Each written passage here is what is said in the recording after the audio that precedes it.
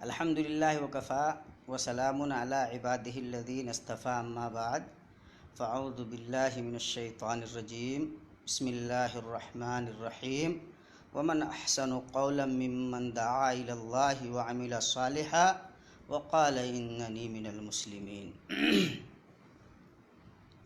دوستو، دعوت و تبلیغ سے جڑے ہوئے چند سوالات ایسے ہوتے ہیں جو فکر و بصیرت رکھنے والے لوگوں کو پریشان کرتے ہیں۔ ہندوستان میں یا یوں کہہ لیں کہ پورے بر صغیر میں دعوت و تبلیغ کا جو ہمارا انداز ہے اس پہ نظر ثانی کی ضرورت محسوس ہوتی ہے۔ عام طور سے مسلمانوں کے بیچ دعوت و تبلیغ کی خاطر ہم جو طریقے اپناتے ہیں وہ جلسوں جلوس کی شکل میں سامنے آتے ہیں۔ ایسا نہیں ہے کہ ان جلسوں ان اجتماعات کا کوئی فائدہ معاشرے کو نہیں ملتا، کچھ نہ کچھ فائدہ تو ضرور ہوتا ہے، لیکن جو غور کرنے کی بات ہے وہ یہ ہے کہ جو مطلوبہ کردار ان جلسوں کو، ان اجتماعات کو ادا کرنا چاہیے، کیا وہ کر پاتے ہیں یا نہیں کر پاتے ہیں۔ اگر ہم قوم و ملت کے بارے میں خیر خواہی کا نظریہ رکھتے ہیں، دردمندی ہمارے اندر پائی جاتی ہے، تو ہمیں بہرحال ان مسائل پہ سوچنا چاہیے۔ رسول پاک صلی اللہ تعالیٰ علیہ وسلم کی زندگی کا اگر مطالعہ کیجئے، آپ صلی اللہ علیہ وسلم کی سیرت بتاتی ہے کہ مختلف مواقع سے ہنگامی صورتحال کے پیش نظر خاص مواقع سے رسول پاک صلی اللہ تعالیٰ علیہ وسلم نے اجتماعی طور پہ لوگوں کو خطاب کیا۔ رسول پاک صلی اللہ تعالیٰ علیہ وسلم نے اپنے مکی دور میں بھی صفا پہاڑی پہ چڑھ کر لوگوں کو اکٹھا کیا اور ان کے سامنے تقریر کی، اسلام کی حقانیت پیش کی۔ مختلف مواقع سے، خاص طور سے جنگوں کے جب حالات پیدا ہوتے تھے تو رسول پاک صلی اللہ علیہ وسلم صحابہ کرام کو جمع کرتے تھے اور اس سلسلے میں آپ صلی اللہ علیہ وسلم کی گفتگو ہوتی تھی۔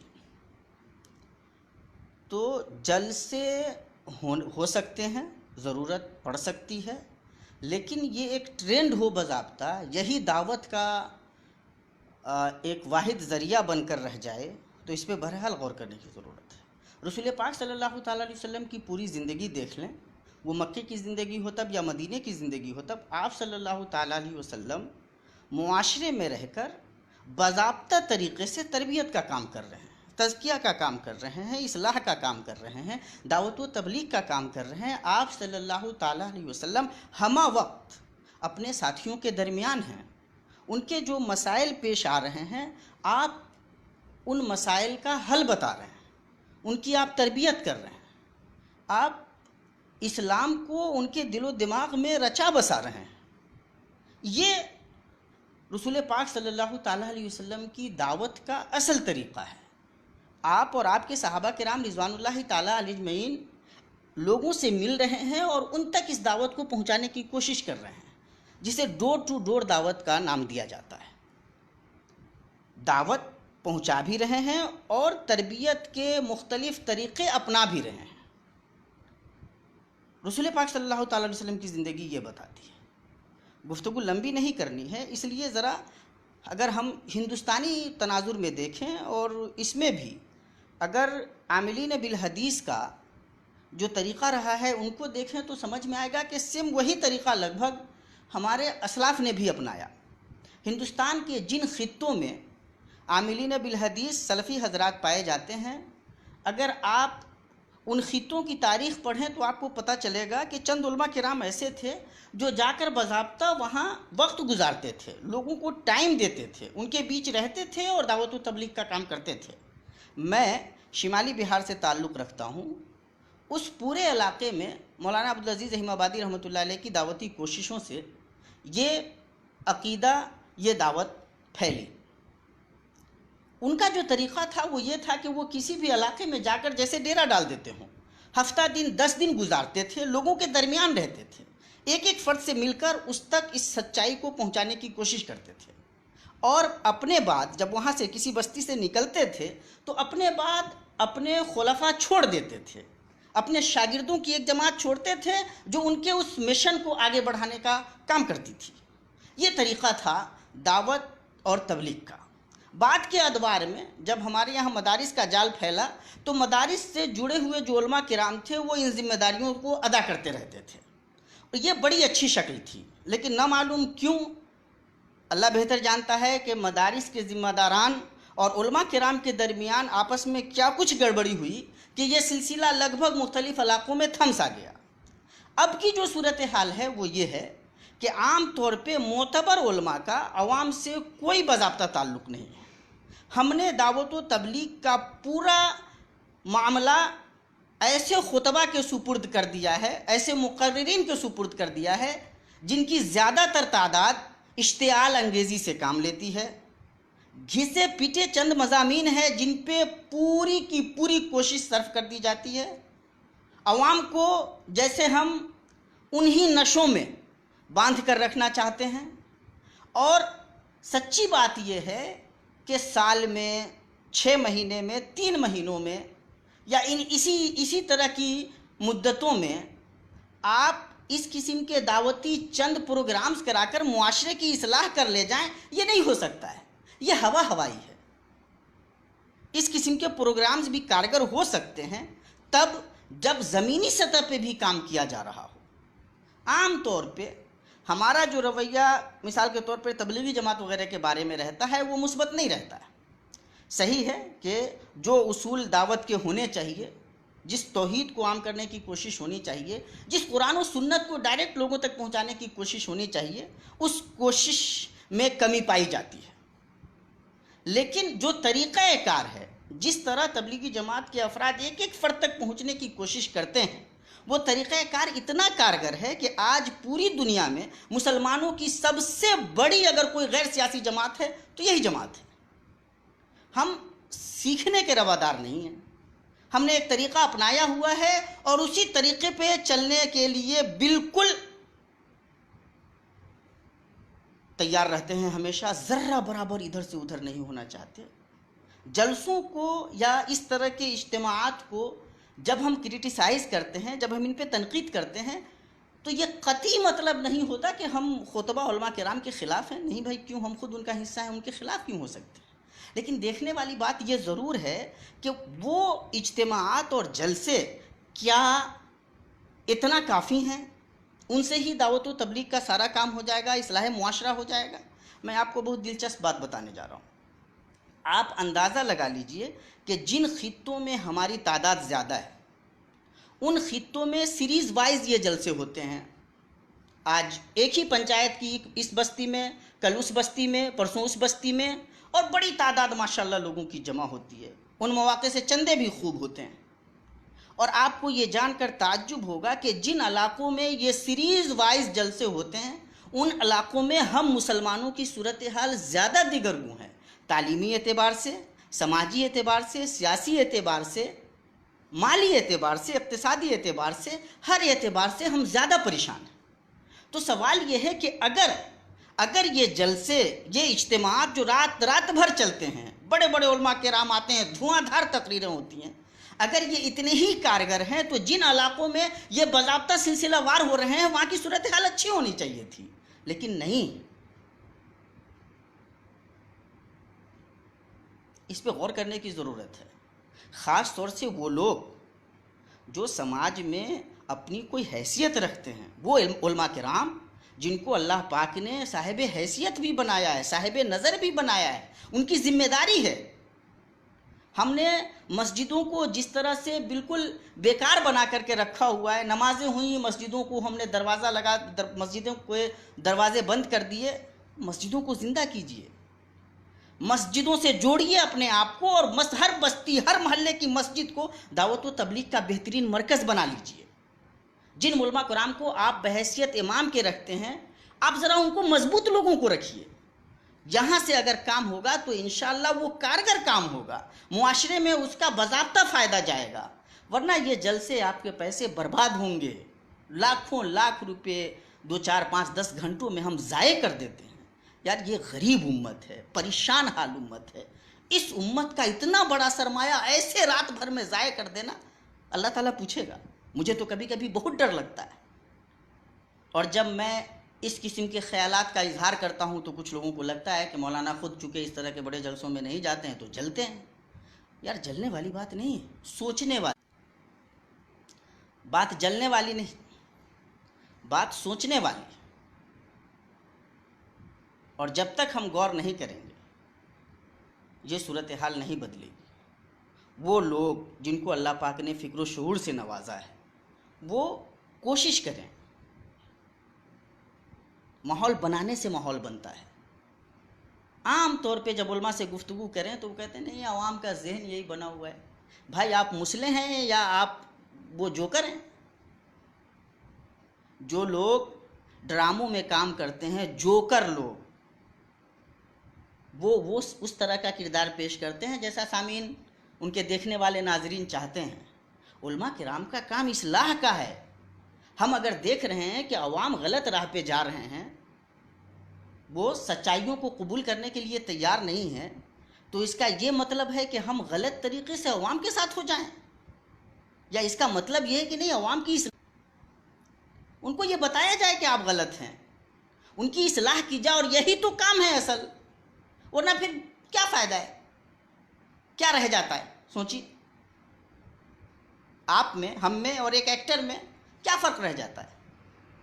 وہ بھی اپنا کرتب دکھاتا ہے، واہوائی ہوتی ہے، پیسے لے کر جاتا ہے، ہم بھی جاتے ہیں جلسوں میں، کرتب دکھاویں، واہوائی ہو، پیسے لے کر لوٹ آویں، تو ہمارا اور ایسے جوکروں کا یہی تال میل ہے، یہی مشابہت رہ گئی ہے، یہی حیثیت ہے ہماری۔ ہم علماء کے وارث ہیں، ہم انبیائی مشن کو لے کر چلنے والے لوگ ہیں۔ منظم کیجیے، ان سرمایوں کو ضائع ہونے سے بچائیے۔ معاشرہ جس تیزی سے خراب ہو رہا ہے، اس خرابی سے معاشرے کو بچانے کے لیے ہم نے جلسے جلوس کو اگر ٹول سمجھا ہوا ہے تو مجھے کہہ لینے دیجئے کہ یہ ہماری کور نگاہی ہے، یہ کور نگاہی ہے ہماری، بے بصیرتی ہے، دانش مندی نہیں ہے۔ رسول پاک صلی اللہ تعالیٰ علیہ وسلم کی سیرت کا مطالعہ بتلاتا ہے کہ دعوت و تبلیغ کا کام معاشرے میں رہ کر ہوگا، معاشرے کا حصہ بن کر ہوگا، اور جب تک اس حقیقت کو ہم نہیں سمجھیں گے، اپنی مسجدوں کو مضبوط نہیں کریں گے، سرگرم نہیں کریں گے، اس وقت تک یہ صورتحال بدلنے والی نہیں ہے۔ مسجدوں کو آباد کیجیے، انہیں ایک سینٹر کے طور پہ، انہیں مرکز کے طور پہ، انہیں بالکل محور کے طور پر استعمال کیجیے۔ انشاءاللہ معاشرے میں اچھی صورتحال پیدا ہوگی، اچھی اصلاح آئے گی، وہیں سے لوگ بنیں گے انشاءاللہ۔ پیسے کم خرچ ہوں گے اور رزلٹ زیادہ آئے گا۔ یہ جو طریقہ ہم اپناتے ہیں بڑے بڑے جلسوں کا، پیسوں کو برباد کرنے کا، سرمایوں کو ضائع کرنے کا، رات رات بھر کا ایک جشن جیسا سما بناتے ہیں اور پھر وہ ختم ہو جاتا ہے، یہ ہم اپنے آپ کو بیوقوف بنا رہے ہیں۔ زمینی سطح پہ اس کا تھوڑا بہت شاید 0.کچھ% کا کوئی فائدہ ہو جاتا ہو تو ہو جاتا ہو، ورنہ واقعتاً اس کا کوئی فائدہ وائدہ ہوتا نہیں ہے۔ اگر آپ کے علاقوں میں، آپ کے ملک میں دینی ادارے نہ ہوں تو آپ کی شناخت ختم ہو جائے۔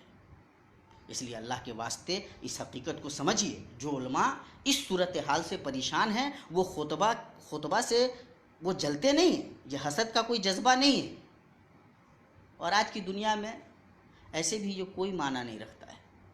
جذبہ یہ ہے کہ امت کی بہرحال خیر خواہی ہو، بھلائی ہو، دعوت کے وہ ذرائع اپنائے جائیں جن سے معاشرے کو بہتر سمت دیا جا سکے۔ چھوٹی سی مثال ایک اور لیجئے، آج کے زمانے میں یہ سوشل میڈیا کا زمانہ ہے، ہر آدمی سوشل میڈیا کا استعمال کر سکتا ہے۔ دیکھیں میں کر رہا ہوں، مجھے یہ پیغام پہنچانا ہے تو میں اس کا استعمال کر رہا ہوں، اس میں کوئی برائی نہیں ہے۔ ریڈیو، ٹیلی ویژن، سوشل میڈیا، ان تمام کا آپ استعمال کیجئے، لیکن یہ ہیلپنگ ٹول ہیں، یہ آپ کو مدد دے سکتے ہیں، آپ کے جو پیغامات ہیں ان کی ترسیل کا ذریعہ ہو سکتے ہیں، لیکن انہی کو اگر آپ نے دعوت و تبلیغ سمجھ لیا ہوا ہے تو آپ غلط ہیں، ہم غلط ہیں۔ یہ ایک راستہ ہو سکتا ہے، ایک ذریعہ ہو سکتا ہے، لیکن یہی سب کچھ نہیں ہے.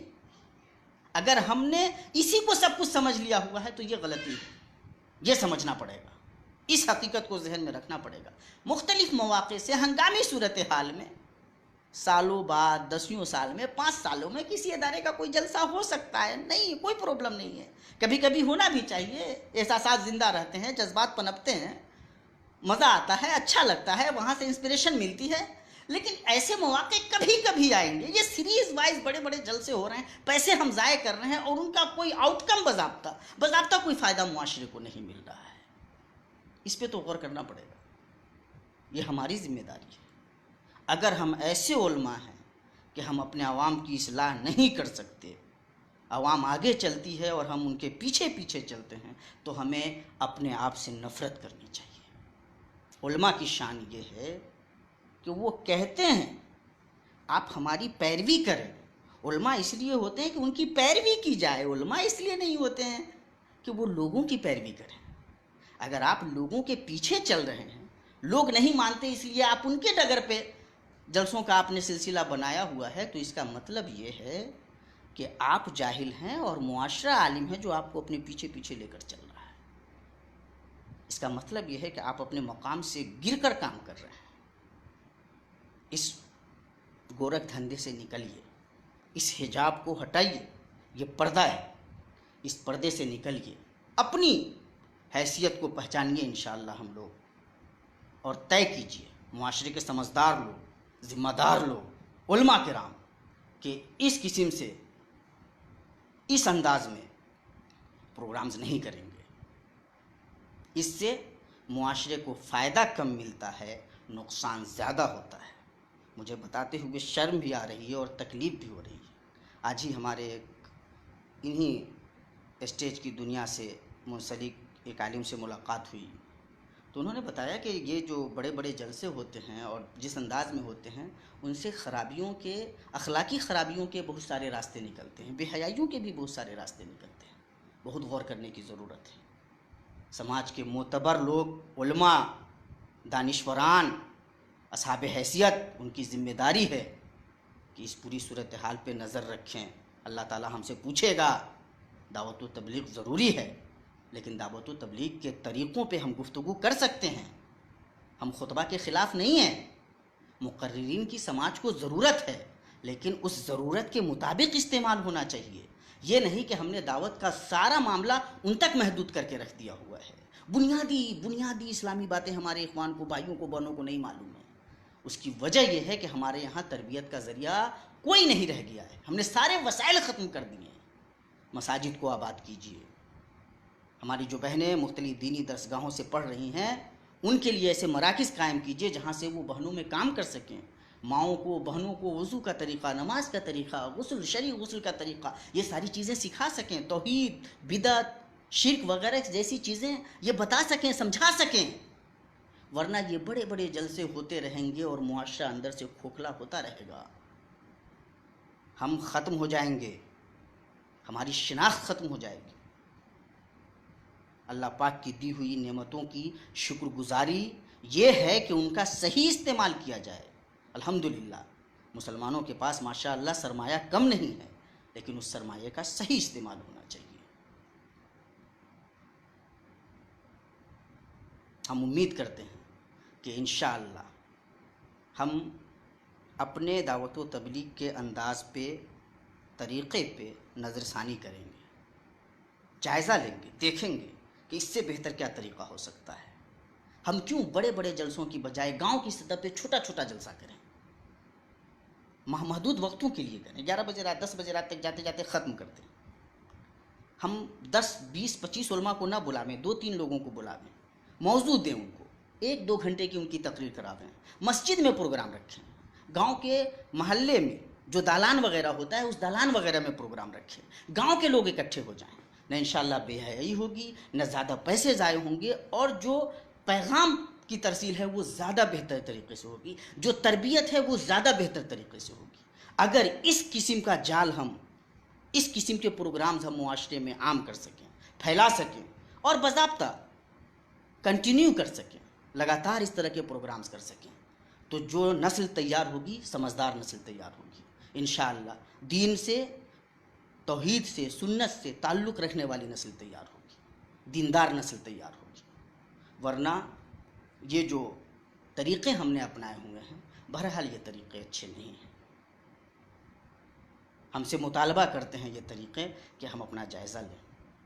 کئی سالوں پہلے کی بات ہے، ہمارے ایک دوست تھے، ایک ادارہ چلاتے تھے یا چلانے کا غالباً وہ ارادہ بنا رہے تھے، انہوں نے بہت بڑا جلسہ کیا اور اس جلسے میں اچھا خاصا صرف آیا، مطلب بڑی رقم تھی جو خرچ ہوئی۔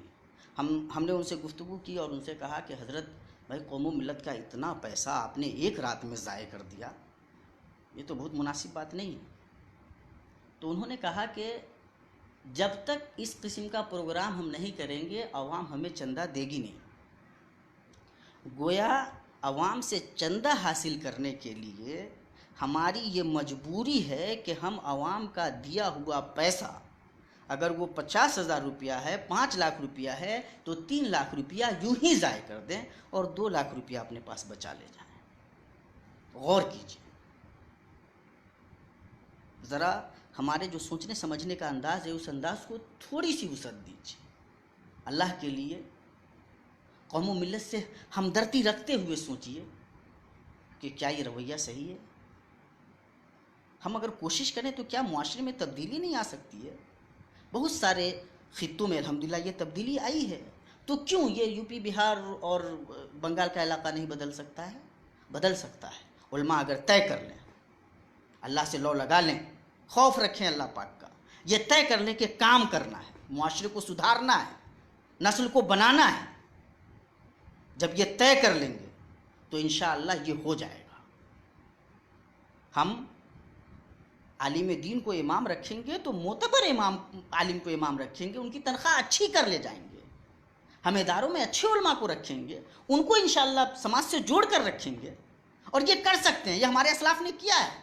ہم چند اچھے علماء کی ٹیم بنائیں گے، ان کو باضابطہ بھیجیں گے، معاشرے کا حصہ بنائیں گے، ان کے باضابطہ دورے کرائیں گے، یہ ہو سکتا ہے۔ ہمارے اسلاف نے کیا ہے اور ان کے بہت اچھے نتائج رونما ہوئے ہیں، ہم کیوں نہیں کر سکتے ہیں؟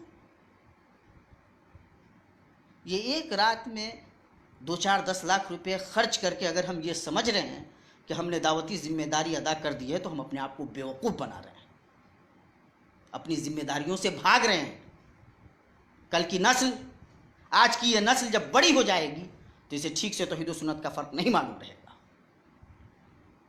اس لیے اللہ کے واسطے آئیے ہم سب ایک طریقے سے سنکلپ لیتے ہیں، اپنے آپ سے عہد کرتے ہیں کہ انشاءاللہ جو بہتر طریقہ ہے، معاشرے کو زندہ کرنے کا طریقہ ہے، دین کو ان تک پہنچانے کا، دین ان کے دل و دماغ میں بسانے کا جو طریقہ ہے، وہ طریقہ اپنائیں گے۔ رسول پاک صلی اللہ علیہ وسلم کا جو طریقہ ہے، جو تربیت کا طریقہ ہے، جو تعلیم کا طریقہ ہے، جو لوگوں میں جا کر، ان سے مل کر، ان کو سمجھ کر ان تک پہنچانے کا طریقہ ہے، اس طریقے کو اپنائیں گے۔ کبھی کبھار اتفاقیہ ایسا ہو سکتا ہے، ضرورت محسوس ہو سکتی ہے کہ کوئی بڑا پروگرام بھی ہونا چاہیے، تو ہم اس طرح کا کوئی بڑا پروگرام بھی کریں گے، لیکن یہ کبھی کبھار اس کی نوبت آئے گی، سال میں، 2 سال میں، 3 سال میں اس کی نوبت آئے گی۔ لیکن یہ جو طریقہ ہے، بہرحال اس پہ غور کرنے کی ضرورت ہے۔ معتبر سمجھدار علماء پریشان ہیں، لیکن ان کی بات ہم نہیں مانتے، وہ ایجنٹ ہیں باضابطہ۔ یہ جو بڑے بڑے جلسے ہوتے ہیں، ان کے پیچھے کچھ ایجنٹ لوگوں کا دماغ کام کرتا ہے، یہ عوام کو بیوقوف بناتے ہیں، علماء سے رابطہ، اس طرح کے علماء سے رابطہ بنا کر رکھتے ہیں، اور ایسی بدتمیزیاں، بدماشیاں ہوتی ہیں کہ میں آپ کو بتا نہیں سکتا، صرف اس لیے کہ یہ کاروبار جاری رہے۔ مجھے کہہ لینے دیجئے، اور جن کو تکلیف ہوتی ہے ان سے بھی میری گزارش ہے کہ آپ اپنے آپ کو آئینہ کے سامنے رکھ کر، اللہ تبارک و تعالیٰ کا خوف دل میں رکھ کر اپنے آپ سے پوچھئے کہ جو طریقے ہم نے اپنائے ہوئے ہیں، کیا واقعتاً وہ طریقے درست ہیں؟ لعنت ہے ہم پہ، ہمارے فکر و نظر کے اس زاویے پہ لعنت ہے۔ شعور و نظر کی یہ کتنی گراوٹ ہے، آپ ذرا سوچئے۔ آپ کو تکلیف ہوتی ہے اس لیے کہ یہ کاروبار بند ہو سکتا ہے۔ اگر آپ نے اسے کاروبار سمجھا ہوا ہے تو اللہ تبارک و تعالیٰ سے دعا ہے کہ اللہ تبارک و تعالیٰ اس کاروبار کو بند کر دے۔ دعوت و تبلیغ، اصلاح معاشرہ کا کام کاروبار نہیں ہے، یہ انبیائی مشن ہے، یہ ذمہ داری ہے۔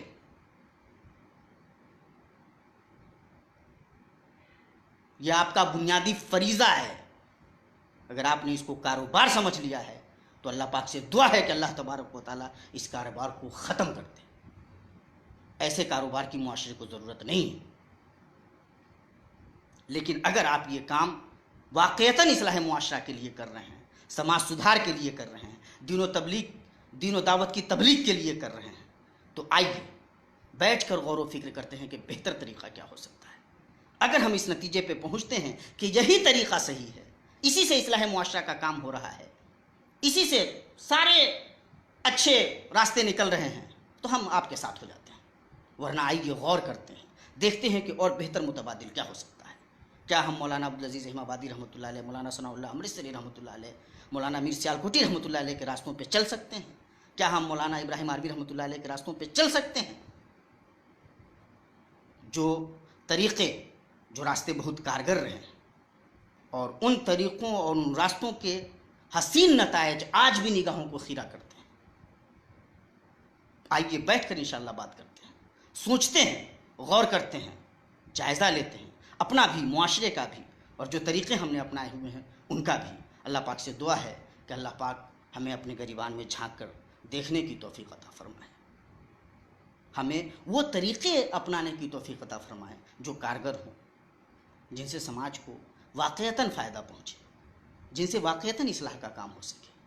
دعوت و تبلیغ کا یہ کام ہماری ذمہ داری ہے، ہمارا فریضہ ہے، اور اس فریضے کو ادا کرتے رہنا سعادت بھی ہے، اللہ پاک کا حکم بھی ہے۔ اس کے لیے طریقہ بھی رسول پاک صلی اللہ علیہ وسلم کا اپنایا جائے۔ اس کے لیے ضروری ہے کہ ہم اسلاف کے ان روشن نقوش کی پیروی کریں جن کے نتائج بہت اچھے رہے ہیں، اور انشاءاللہ یہ بہت ممکن ہے، بالکل ناممکن نہیں ہے۔ معاشرے کو علماء رخ دیتے ہیں، ہم نے اگر طے کر لیا کہ اس معاشرے کو یہ رخ دینا ہے تو انشاءاللہ عوام ہمارے ساتھ ضرور ہو جائیں گے۔ تھوڑا سا وقت لگ سکتا ہے، آج نہیں تو کل سمجھیں گے، کل نہیں تو پرسوں سمجھیں گے، لیکن انشاءاللہ سمجھیں گے ضرور۔ اللہ کے واسطے علماء کا کردار ادا کیجیے، جوکر مت بنیے، مطرب کا کردار ادا مت کیجیے۔